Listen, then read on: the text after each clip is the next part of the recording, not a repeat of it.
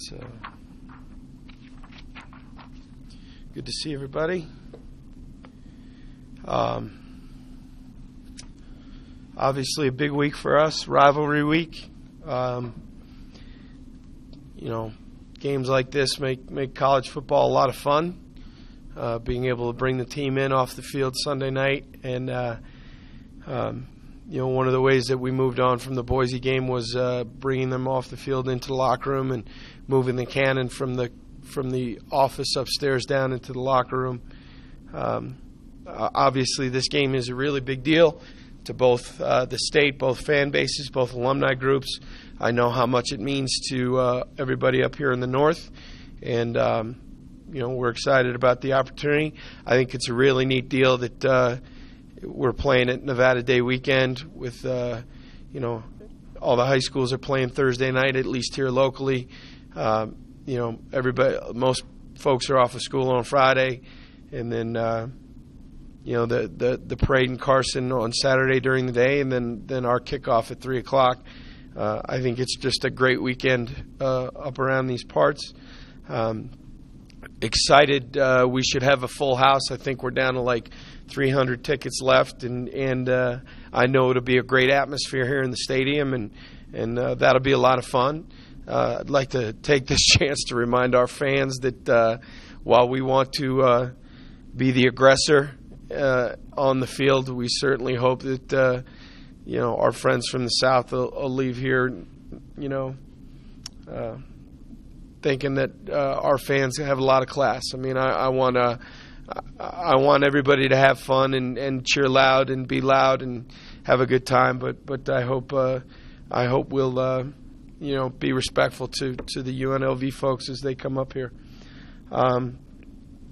This is a challenge. This is not the UNLV that people have gotten used to. This is a much improved football team.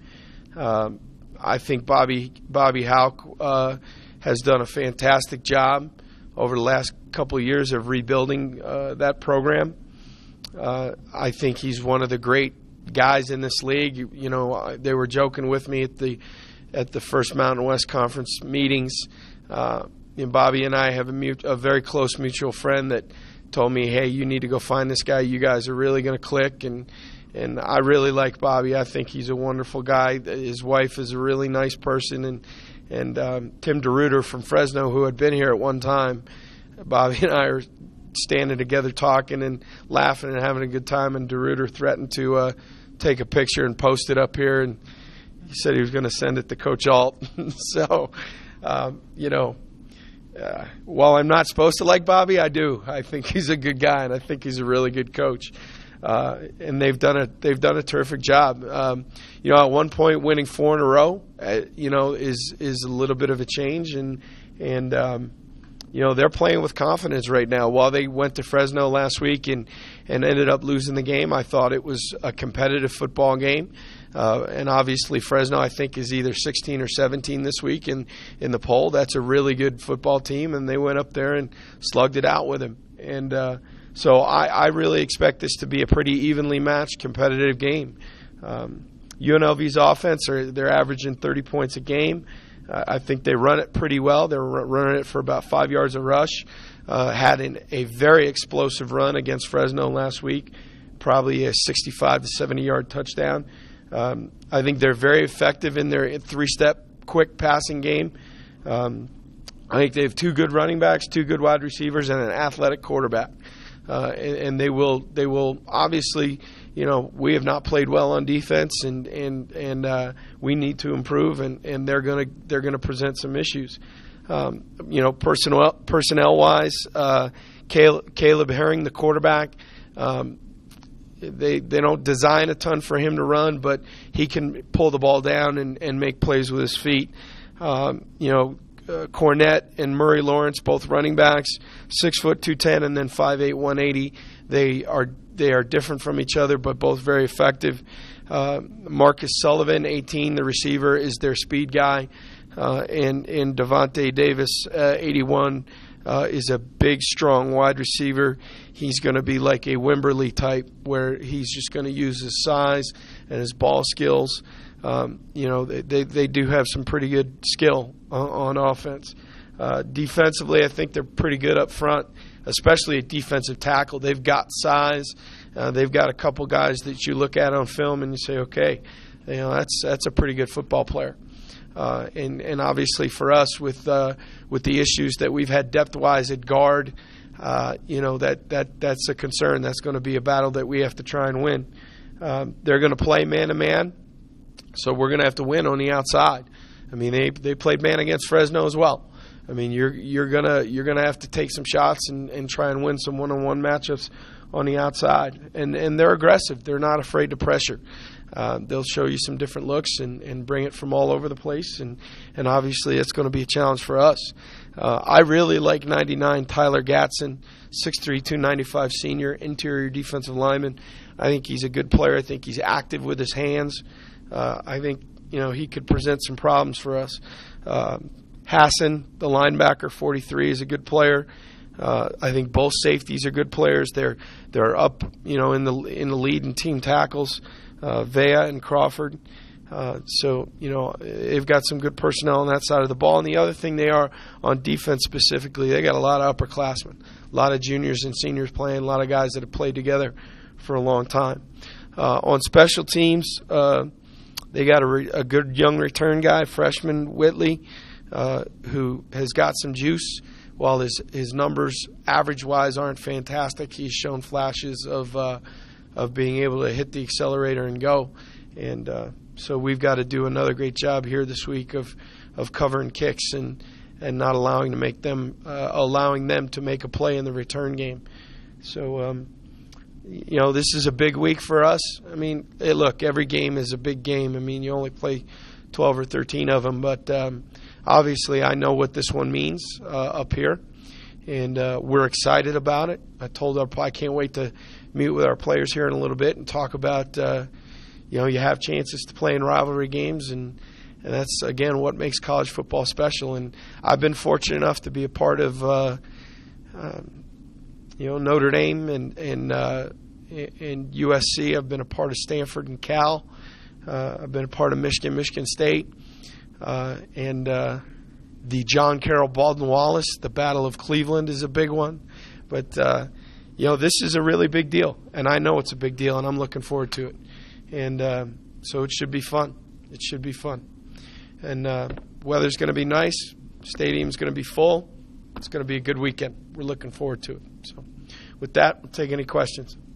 Coach, last week the approach of Boise was you weren't a part of all those losses, and the team, you take it, this is a new year. Is it a different approach with the UNLV game since they won 8 in a row? And you're kind of... Yes. It would be hypocritical for me to change my tune now. I mean, we just like we didn't carry the burden of all those losses to Boise. I don't think we can take any credit for the 8 straight, that have gone against UNLV. That being said, I feel pressure. I mean, the Cannon's been here for 8 years, and with that comes pressure, and that's okay. I'm not saying it's a bad thing, but I think we feel some responsibility to do everything we can to keep it blue and keep it here for another year. This budding friendship you got going with Bobby, how do you think your Wolfpack fans will respond to that? I know it's like one of those things. They expect you to hate the other guy, right? I mean, Bobby's a really good guy. Bobby's the kind of guy that I talk to throughout the summer. I mean, he's been ultra successful at Montana. The guy has been a very successful head coach. So if you're somebody like me and you're looking to talk to people that have done it before and kind of know the lay of the land, it would only be logical that he'd be a guy that you'd speak with. And because we have a very close mutual friend that kind of put us together. It was funny. I mean, I told Bobby when I met him, I said, Randy Hart's our mutual friend. They work together at Washington. I work with Randy at Notre Dame and Stanford. And Randy told me one time, he said, you remind me a lot of Bobby Houck. And I said, well, is that a good thing or a bad thing? And he joked, and he said, it's bad. It's not good. But I told Bobby that story, and we laughed about it. And, look, I mean, in our business, there are people I don't like. He ain't one of them. So, I mean, I want to beat him, and I know it's important, but I like the guy personally. I have a respect for the job that he's done. You want your friends to be successful, so Not this week. how hard is it to coach against someone you consider a friend? It is hard. It is hard. It's hard. I'm going to get in trouble for saying it, but I want Bobby to win, except for when he's playing us. I feel that way about Coach McElwain at Colorado State. I feel that way about Tim DeRuyter. I mean, these are really good guys. I feel that way about Norm Chow. I've come into this league, and you get to know these coaches, and they're really good guys. I just don't want them to win against us. When it's us, it's like what we said. I think I said this earlier. It ain't show friends anymore. It's show business. And, when they're playing against us, we're trying to win. And you know what? If you're in this business long enough, it happens. I've seen it with my dad and my brothers, and, you end up, you want your friends to win until you're playing them. So. Cornette apparently is questionable. You talked a little bit about the two different running backs they have. If he's out, how does that change? They become a little bit faster. Cornette's 35, right? He's the bigger guy, I believe. I don't want to misspeak, so I'm going to check my notes. Forgive me. He is the bigger back, Yeah. Cornette is kind of the pounder downhill guy, and then Murray Lawrence is the speed guy. So if Cornette is out or if he's questionable, I think the change of pace is not what it was before, but the other guy's very productive and very fast. So we learned last week, you can knock out the starter. The second guy's probably just as good. So. And Herring, how is he different from Sherry? He can make plays with his feet. I mean, he's the kind of guy that if he looks at number one, he looks at number two, and he doesn't like it, he can pull it down and make plays with his feet. And the other thing is, while he doesn't, it doesn't strike me as a guy who wants to pull the ball in the read game. If you force him to by attacking the give, he'll pull it and can make some plays.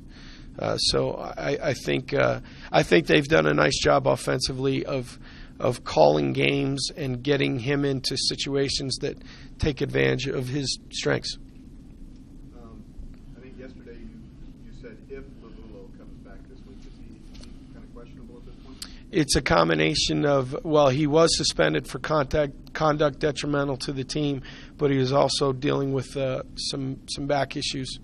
So it's a combination of whether or not he does what he's supposed to do to get out of the doghouse, and then whether or not his back is healed up enough to go in the game. And we won't know that till the end of the week. So.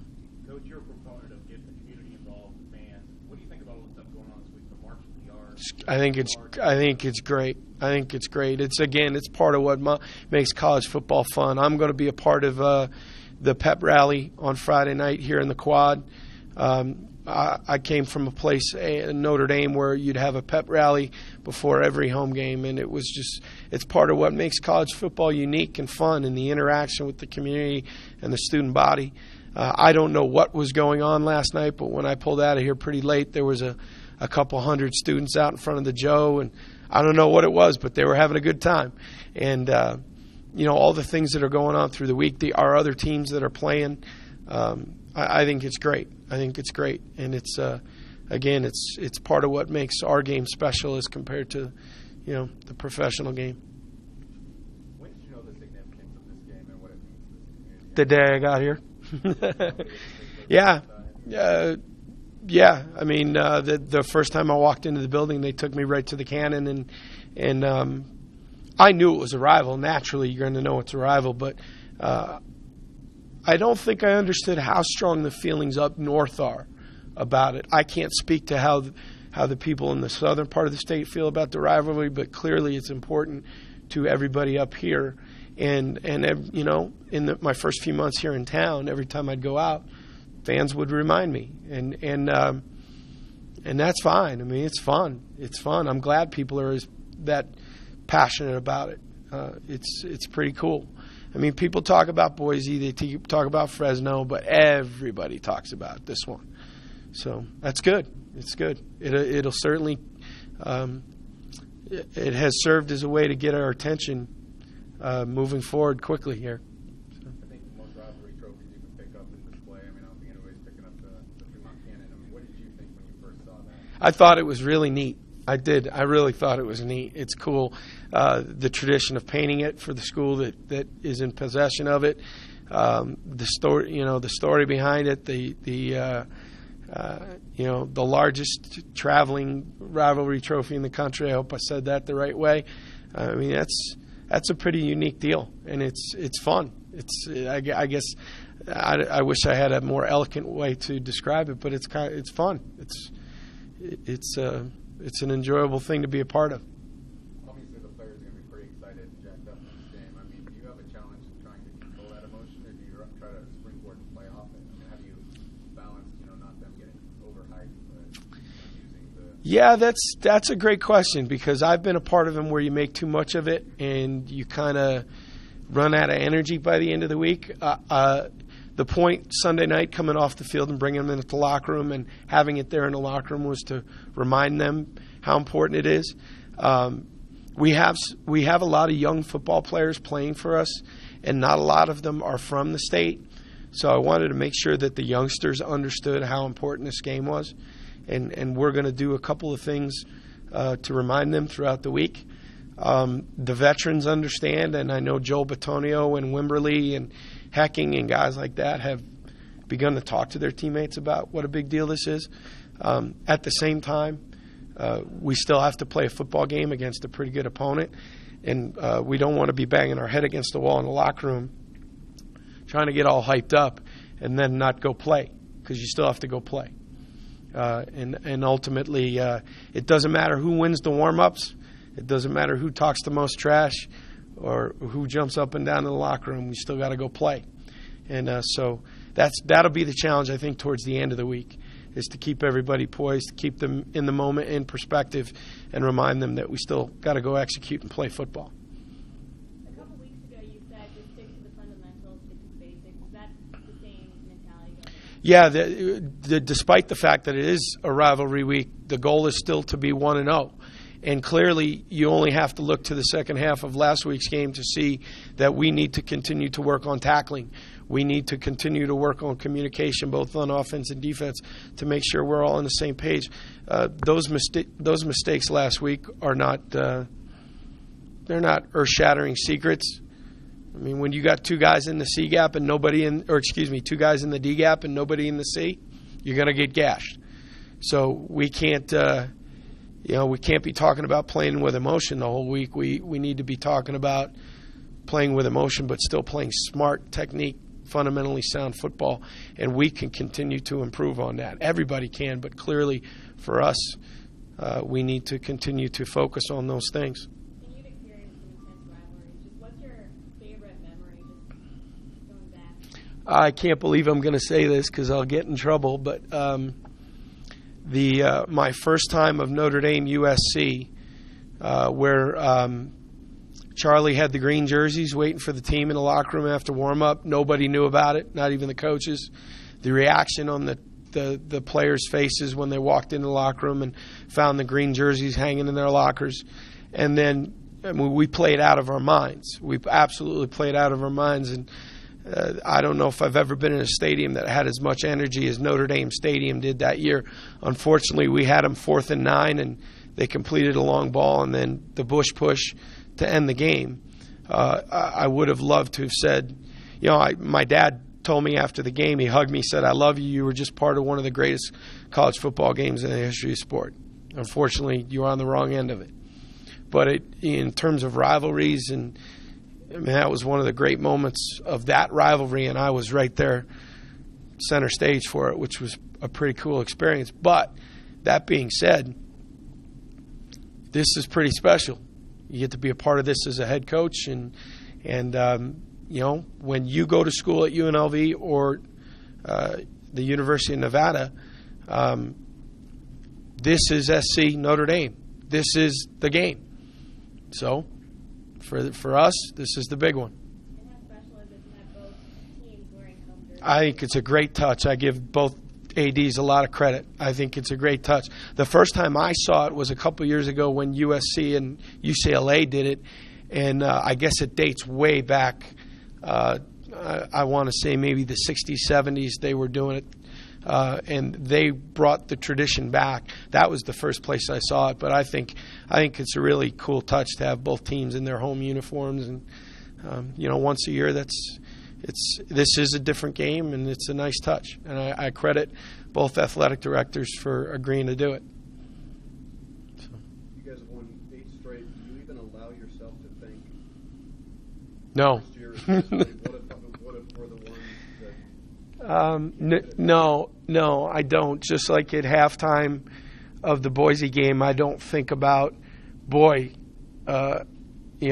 a first-year head coach and I got a chance to win at Boise. No, I do not think about that. I think about today's 1 o'clock special teams meeting. I think about today's practice, and then, that stuff, while it can creep into your head, is a complete waste of energy. Why even give it a thought? I'm really just focused on our staff. Our team is just focused on having a good Tuesday practice to get ourselves ready to play this game. And Mitchell, is he okay? Yeah, he is okay. He played on teams. He was a little nicked up, and he played on special teams though. And I think what happened is Elijah is a really good cover guy for a young player, but he's also got a freshman's body. And when it came clear in the second half of the Boise game that they were going to try and run the ball, you got to ask yourself the question, is Elijah Mitchell at 170 pounds as a true freshman the best guy to have out there when Ajayi at 6', 220 is running the ball? Sometimes it just the flow of the game. But he's very pleased with the progress that he continues to make. He's going to be a really good corner here, and he'll contribute to some wins here this year. So, yeah, he's fine. Just kind of the way the game played out. Coach, talk about Cody's streak, all those passes without an interception, a new conference record. I His accuracy. was unaware of that. Yeah, I think it's a mountain That's record. Chad's fault. Most passes without I'm still stewing that the conference won't recognize Wimberley's record. I'm still upset by that. I don't think it's right, but nobody asked me. I think it's great. We got to protect the football. In order for us to have a chance to succeed, and there's a little bit of luck there. The kid from San Diego State had one in the breadbasket and he dropped it. So, you got to get lucky along the way. But I think Cody has done a nice job of guiding our offense. I think as we've had to evolve and change a little bit, because of some personnel issues and injuries and things like that, I think he's done an excellent job of evolving with us, and he's getting to the point maturity-wise now where his input is valuable. He's thinking the right things. He's seeing things, and so we're pleased with the job that he's done. Now everybody can play better, and he's no different.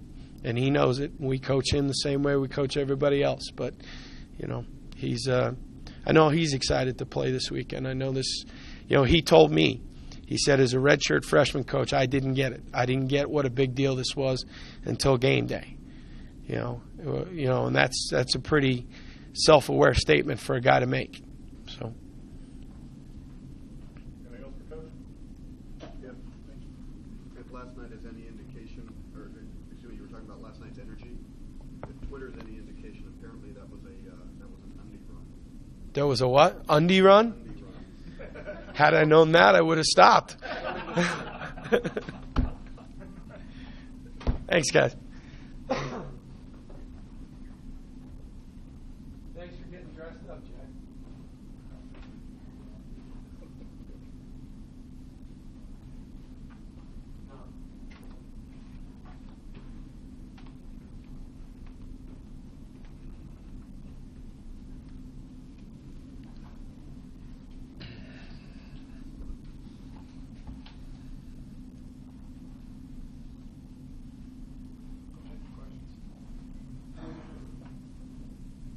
Jack, what have you seen so far about that Rebels offense this year, under Herring now instead of Sherry? Obviously, with Herring back there, it gives them a little more mobility. He can take off and run with it a little better than the guy last year did. It just adds another aspect to their game that we have to prepare for. And this, this being your senior year, you have a chance to add to that list now of guys who have never lost to UNLV. How important is that?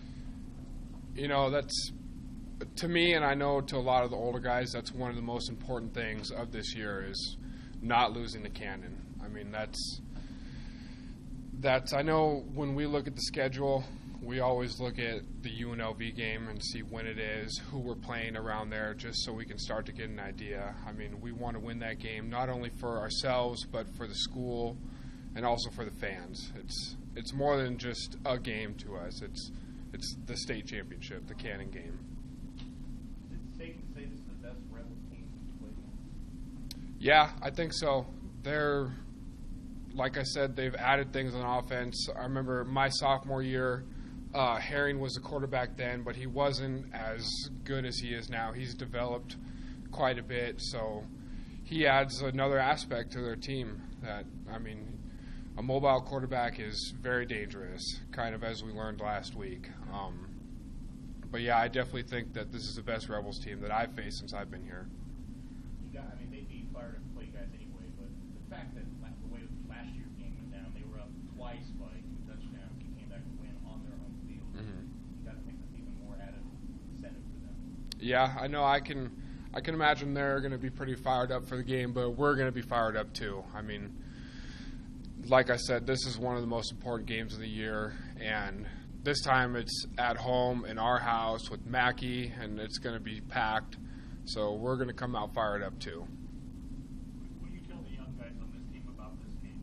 What do you convey to them about the importance of it? I mean, it's kind of hard to explain in words how important it is, but you just try and tell them that there's a lot of history in this game. Like, there's a lot of history, there's a lot of pride, a lot of tradition. But I even remember myself, Coach Alt gave us a big talk about the game and what it means, and I didn't quite understand it until you get there and it's game day and you see the atmosphere. So, yeah. Jack, what's your best memory between the two schools, just the rivalry?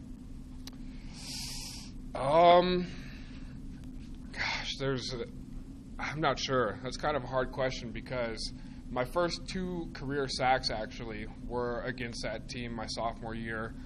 But last year, I think that play where Dre Bell had that one-handed interception, that turned around everything, and that might be my favorite memory, was turning around and seeing him dive and make that catch.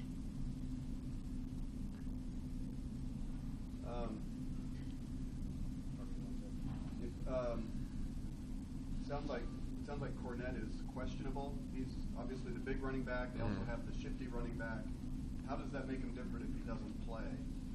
Number one. I mean, it changes it a little bit, but it's still one of the main things that we need to focus on as a team is tackling, and we still got to tackle whoever it is back there. I mean, it means that he's not going to be, trying to run people over, whoever's back there. But honestly, to us, it doesn't mean that much because it's just another guy we need to tackle and get down to the ground. Is it easier to tackle a big guy who's going to try to run you over or a small guy who's going to try to run around you? Well, for me, I'd rather have a big guy who's not as quick and trying to run around me. But, yeah, that's just me. I don't know if you were here earlier, but Brian talked about his friendship with Bobby Houck. Are you okay with him being friends with the UNLV coach? As long as they're not friends during this week, that's okay.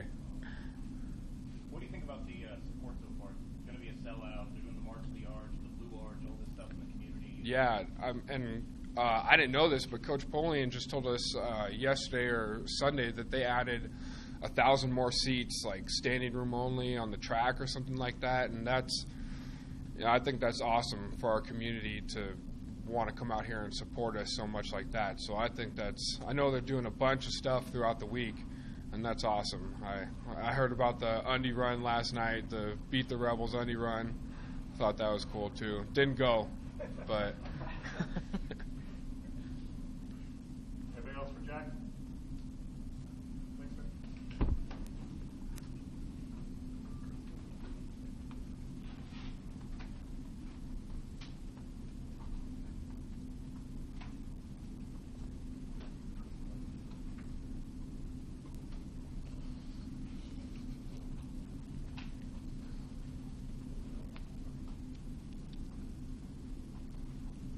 All right. Questions for Jordan? Well, we'll start with that one. What do you think about your coach having a friendship with the UNLV coach? I mean, it's a business, so I think that's just inevitable. I mean, you're going to be friends with a lot of the guys that you end up having to face on Saturday, but kind of like Jack was saying, as long as they're not calling each other or talking this week, then it's all good. This team's won 8 in a row against UNLV. Do you even allow yourself to think, what if we're the ones that don't keep it alive? No, and I think that's just really a confidence thing. And I think the second you start thinking, like, is it going to be us? And I think a part of us came out that way last year, and that's kind of why the game, we were down early and we had to end up fighting our way back. And there was I think guys just had doubt, maybe in Devin and whatever it was. But obviously, we went into the locker room and changed what we needed to change up at halftime and came back out on top. And I mean, in my mind, I'm never going to a game thinking, like this could be the one, or it's a weak mindset, really. I mean, especially in this sport, like people don't understand how much of this is mental. And the aspect of, in any athletic competition, you have to be confident in your ability. And I think as a team, we've been in some rough games this year already, but our first half has been pretty good against some pretty good teams. And I think, that gives us a lot of confidence, and we just need to find a way to, carry that through halftime and then into the second half. What do you guys have to do defensively to help this team win? We have to stop the run. And they've got 2 running backs. One's a bit bigger, more downhill. The other one's shiftier. But if we stop the run and we get them in some third downs and we can send in, some pass rushers and let those guys get after the quarterback, then I think that puts us in the best position to win this game. Is it safe to say this is the best Rebels team you've faced? Yeah, and I mean, this last year was the first time I got to face them, and you could kind of tell that they weren't as good. But you watch them on film this year, and I mean, it's a complete 360 to what they've done down there, and you got to give a lot of respect, to the coaches and the players for getting everything on track and really turning it down, because for a while they were really just not up to par with the level of competition.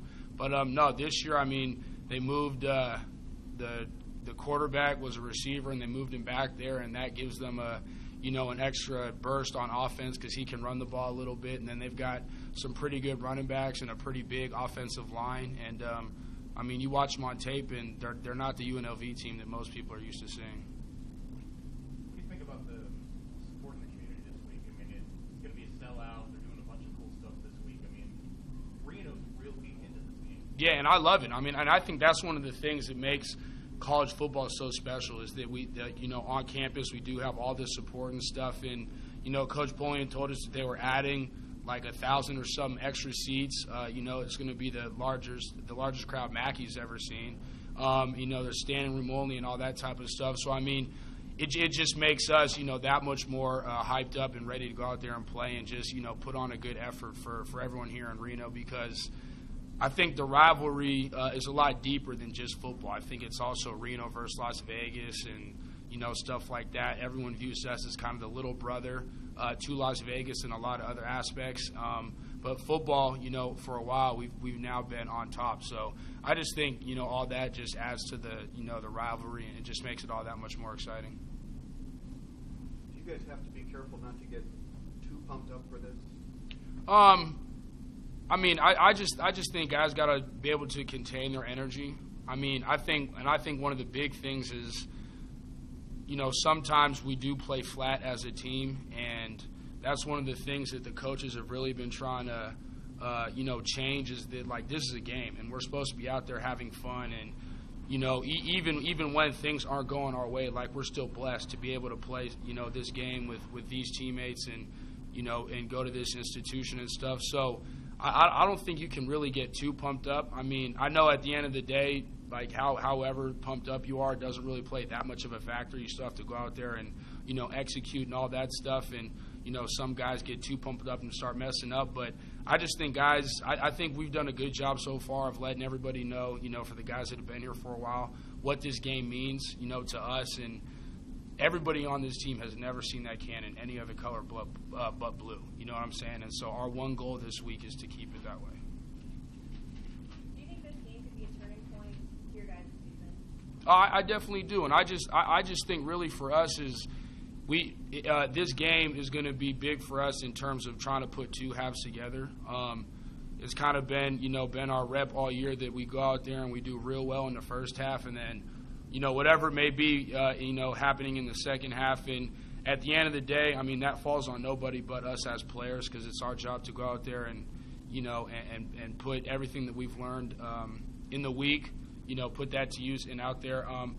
So I just think this is going to be a good game for us to really try and focus on putting two halves together, just because it is a rivalry. And, the last thing you want to do is see that cannon turn red. So I think going into halftime, guys are going to go in there with a little bit different of a mindset. And it's going to be, like we just got to keep going. And I think sometimes we go in there and we realize, like, wow, they're not that good, or we're hanging with them. And guys, they let that kind of affect the way that they play in the second half. So I think, this week being a rivalry week and where we are at, in the season, our record and stuff, I think it's going to give us a good shot to really just play a full game and, just prove to ourselves and, the coaches and stuff that we can play a full game.